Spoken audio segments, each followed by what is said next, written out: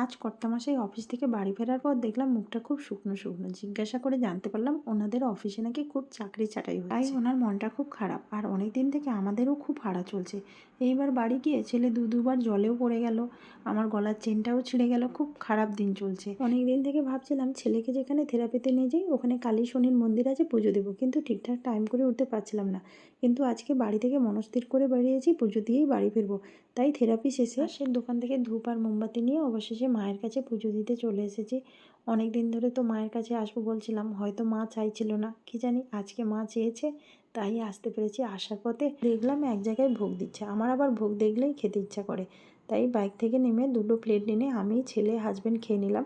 খাওয়ার পরে দেখলাম আরও এক্সট্রা ভোগ চাইলেও দিচ্ছে, তাই একটা প্লেট নিয়ে মাসির জন্যও নিয়ে চলে এলাম। খালপাড় দিয়ে আসার সময় দেখলাম অনেক মাছ উঠেছে, তাই অল্প পরিমাণ মাছও নিয়ে নিলাম। ওকে বন্ধুরা, টাটা। ভিডিওটা ভালো লাগলে একটা লাইক করো, চ্যানেলটা সাবস্ক্রাইব করে পাশে থেকো।